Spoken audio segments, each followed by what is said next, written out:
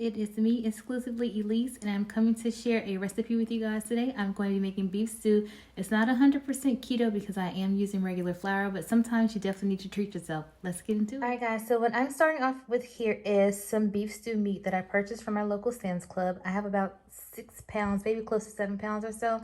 I'm going to be seasoning mine with the smoky salt. I purchased this from my local Walmart. It's really good. You can find it next to the grill section. They still carry it all year round. I would definitely recommend this. It's about $8, but it's well worth it. The flavor is really good. I'm also using onion powder, and I'm also using garlic powder.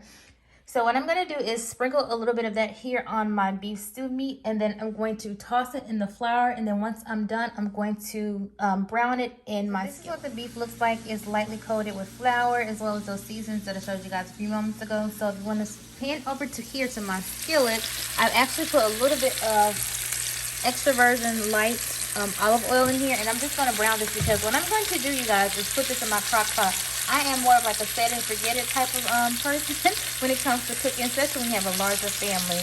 So we're going to get these browned up, and then we're going to transfer them over to the crock pot. For me, when it comes to browning the ground beef, I don't have to have it brown on every side. I know a lot of people that are southern that cook beef stew, they do want it brown evenly on all the sides. I don't have to do that because at the end I'm still going to make a gravy, and that's pretty much what the flour is coating it for, is to make a gravy. So we're going to take this and transfer it over into the crock pot, which I already have a couple of onions in the bottom just because I like the flavor. So when it comes brown on me, I saute a little bit of onions and a little bit of minced garlic. I also put some crushed chicken in here because I just like the taste. You can saute the onions and garlic with either like the olive oil that I use, or you can use like some butter. I just try to use the vegan butter because it is lighter. So now that this is all done, I'm going to go ahead and get started on the gravy because, like I said, all of this is going to go into the crock pot and let it cook for about 8 hours, and then it will be set. And now, you guys, I have my gravy boiling. I've gotten it started, adding my beef broth, which I actually made myself. I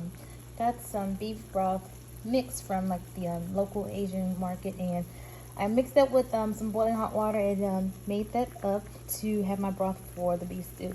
I'm just going to add a little bit of whipping cream because I wanted to thicken up so that it is an actual gravy and not just like a liquidy sauce.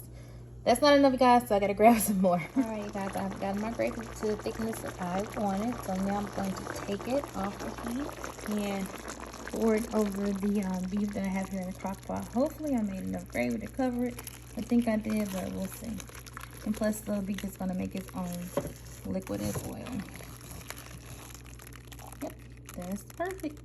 Alright, so we're just going to put it in the crock pot for like 8 hours on low. If you're pressed for time, you can always do this for 4 hours on high, and then I will come back and show you guys the finished product. Alright, you guys, it has been about 8 hours, and this is how it looks all finished. I'm going to give this a quick stir.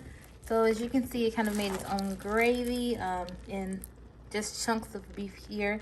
And so what I did is, for the kids, I went ahead and just put it right on top of rice, and simple, quick, and easy. And that's it. See you guys later. Bye.